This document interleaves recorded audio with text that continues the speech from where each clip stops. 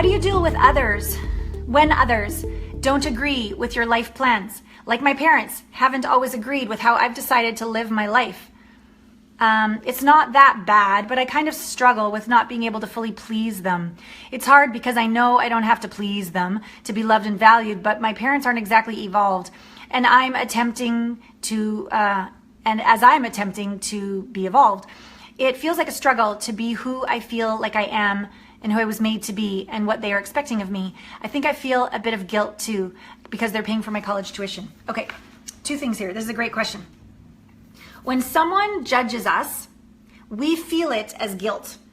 And when someone's unevolved, they want to, not that they're evil, but they want to control us so that we do it their way so they feel good enough, okay? Like somehow if you do it their way, they'll be good enough. It's fucked up, but that's how like somebody asleep thinks, right? So any guilt that you feel, all the guilt that I'm feeling that's been projected and rejected and judged onto me, return to center with a blessing of consciousness. They know not what they do. And they're not interested in knowing what they do. Okay, so again, all the guilt and shame and control that's being placed onto me that's not even mine in the first place. Whew, good, exhale. Whew, good, I'm feeling that, awesome.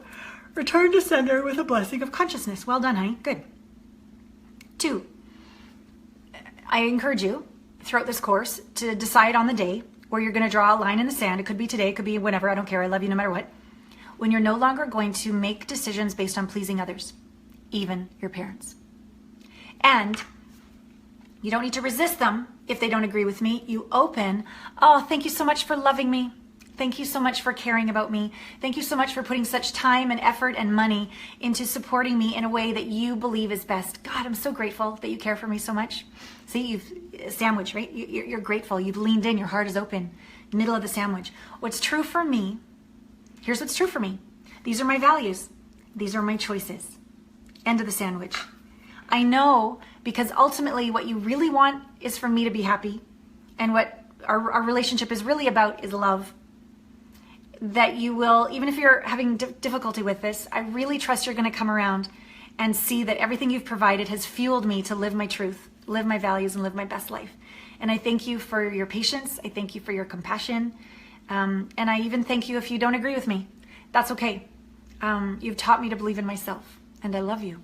So like there's no resistance. They can totally hate you. They can totally not like you. They can take away the money. They can do whatever the fuck they want to do, right? And you're just like, hi, I love you, thank you, because this is who I am. There's no justification required of who you are. Do you have to justify that it's Monday? No, it's Monday. It's Monday. Okay, that's it. It is. We don't need to come up with a reason. It's just what it is. But when you put things in a sandwich and you come from that openness and you draw a line in the sand that your worth is no longer at all derived from pleasing them, you got all your power.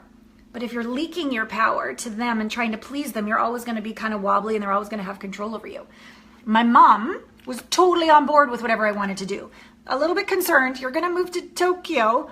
Okay. Dad was like, no, and very upset that I didn't take over the pharmacy. So he stayed in judgment and she moved through, because she was up for the conscious path, she moved through her discomfort and came to Korea the first time to meet me. We went shopping. We had so much fun. Met up in Hawaii. Like she moved through her discomfort to support me. Every time I would come home to Vancouver, she was right there at the airport crying. She was uncomfortable, but she was willing to be uncomfortable and grow with me. My dad, no. So I had to come to peace that my dad loves me is in the capacity that he has to love. And it's not a nourishing way. It's not a contribution.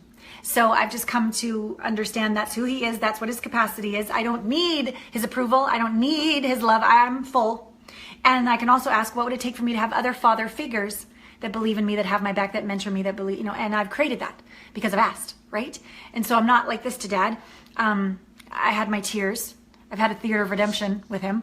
I've had little Allana go, why can't it be the way everybody else gets to have dads? And with that sense of it's not there.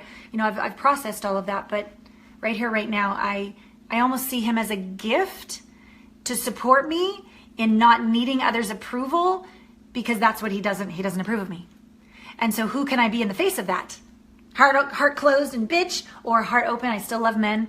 I still love my son. I still love me, and I'm still living my dreams. And thank you for your sharing. Thank you. I know that's your way of loving me, and I'm going this way.